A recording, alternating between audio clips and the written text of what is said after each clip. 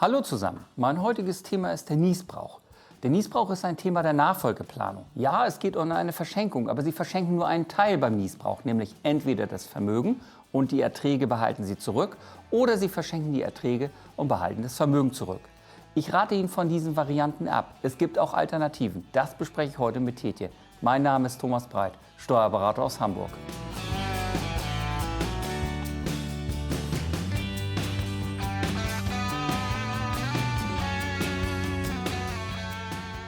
Moin Thomas und vielen Dank für die Einladung hier zu unserem Gespräch.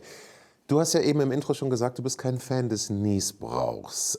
Kannst du anhand eines Beispiels noch mal genau erklären, wie ein Niesbrauch überhaupt funktioniert? Ja, das kann ich. Also der typische Fall ist, Eltern haben eine Immobilie, möchten das an ein Kind übertragen, kann natürlich auch an zwei Kinder sein. Ich mache jetzt ein Beispiel mit einem Kind und möchten aber irgendwie nicht ganz das hergeben. Und da haben sie zwei Möglichkeiten. Sie übertragen dem Kind die Immobilie, behalten sich aber die Erträge daraus zurück. Also da reden wir schon von vermieteten Immobilien. Oder aber sie nehmen ihre eigene Immobilie, in der sie wohnen, sie übertragen die Immobilie dem Kind, aber bekommen ein lebenslanges Wohnrecht darin. Also so, dass der Sohn oder die Tochter sie da nicht rausschmeißen kann.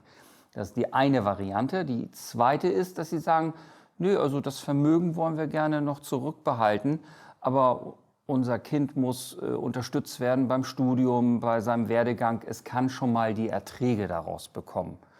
Ja, das wäre das nächste. Oder natürlich eine Immobilie, wo die Eltern, denen gehört zwar die Immobilie, aber das Kind soll darin wohnen können. Dann kriegt das lebenslange Wohnrecht darin übertragen. Das ist aber natürlich super exotisch, ne? Da fehlt mir der praktische Bezug. Aber so funktioniert Niesbrauch. Der klingt auch erstmal nicht ganz so familienwarm, so will ich es mal ausdrücken. Aber gilt das nur für Immobilien oder kann man auch an anderen Wertgegenständen, an anderen Sachen einen Niesbrauch erwerben oder vergeben? Nee, das geht auch mit was anderem, zum Beispiel mit Unternehmen. Ja? Also, dass du im Prinzip das Unternehmen überträgst und dir die Erträge zurückbehältst oder du überträgst die Erträge, das geht auch. Ne? Also es gibt ja Konstrukte, wo der Niesbrauch eventuell durchaus sinnvoll sein kann. Aber was macht den Niesbrauch denn deiner Ansicht nach so schlecht?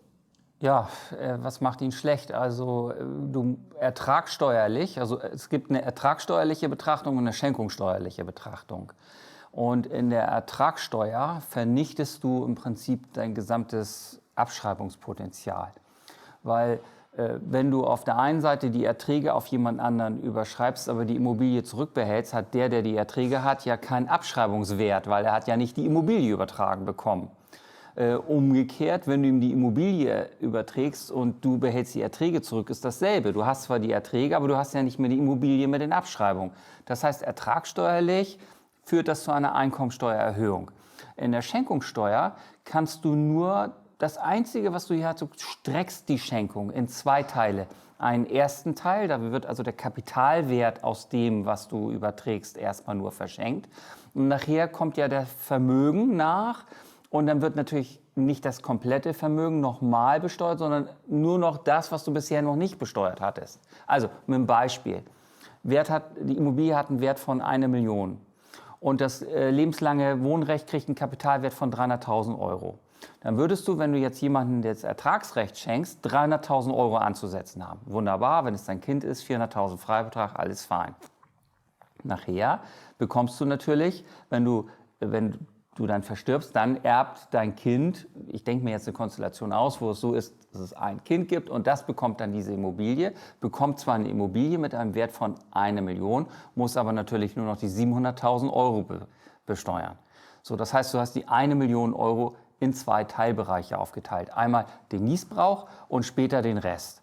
Das ist der einzige Vorteil. Ne? Aber du hast ja dadurch nicht wirklich eine Steuersparnis, du hast es nur gestreckt. Ja, und das war es schon. Also ertragssteuerlich hast du eine höhere Einkommensteuer und in der Schenkungssteuer hast du eine Streckung der Schenkungssituation und der Besteuerung. Das war's. Mehr ist das nicht. Aber welche Alternativen gibt es denn jetzt zum Niesbrauch, wenn der jetzt eigentlich nicht wirklich sinnvoll ist? Ja, genau. Also die Alternative ist eine sogenannte Familienvermögensgesellschaft. Das geht seit 1998, ist das der Fall. dass man auch mit reinen Vermögen eine Personenhandelsgesellschaft errichten darf, wie zum Beispiel OHG, GmbH und Co. KG, KG, wie du auch immer willst. Und wenn du im Gesellschaftsrecht bist, dann kannst du im Prinzip Ertrag, Stimmrecht und Vermögen ganz isoliert regeln. Und trotzdem, du beherrschst die Beherrschungsmacht zurück in den Prozentpunkten, wie du es willst, wie viel Vermögen willst du übertragen. Du kannst also einfach in Prozentpunkten übertragen. Beim Niesbrauch geht ja nur alles oder nichts. Also ganzes Vermögen übertragen, nur nicht den Ertrag. Oder ganzen Ertrag übertragen, aber nicht Vermögen. Aber du kannst nicht sagen, oh, vom Ertrag kriegst du 20% und vom Vermögen kriegst du 80%. Ja, aber im Gesellschaftsrecht kannst du das machen. Und dann behältst du trotzdem ja auch die Abschreibung. Weil innerhalb der Familienvermögensgesellschaft sind Erträge und Vermögen fallen in eine Rechtsform zusammen. Das heißt, du hast deine Erlöse, deine Einnahmen, du hast aber auch dein Abschreibungspotenzial, gibst dann prozentual das an deine Leute ab, an deine Erben. Meistens sind das die Erben, ne? Können auch Freunde sein oder ist es völlig egal, du kannst das an jeden geben. Aber hauptsächlich nutzt man das natürlich für die Kinder. Und umgekehrt, wie viel Anteil am Vermögen sollen sie schon haben? Und da kannst du Prozentpunkte vergeben. Und so kannst du das quasi im Rahmen der Schenkungssteuer auf alle 10 Jahre verteilen. Da hast du ja immer wieder einen neuen Freibetrag von 400.000 Euro, bei der Ehefrau 500.000 Euro. Da kannst du also wunderbar gestalten. Angenommen, ich habe jetzt vor 98 einen Niesbrauch eingerichtet. Kann ich den rückabwickeln und dann umwandeln in so eine Gesellschaft? Ja, das kannst du. Das hat allerdings, erstmal muss man sich die steuerlichen Folgen angucken. Also derjenige, der das Niesbrauch eingeräumt bekommen hat, der hat das ja lebenslang. Also das ist auch eine Besonderheit beim Niesbrauch. Das ist völlig unflexibel. Lebenslang. Lebenslange Wohnrecht, lebenslang, was auch immer. Ist auf der Ebene allerdings nicht vererbbar. Es gehört dieser Person lebenslang. Wenn man jetzt umswitchen will in eine Familienvermögensgesellschaft, müsste dieser Nutznießer seinen Niesbrauch zurückgeben.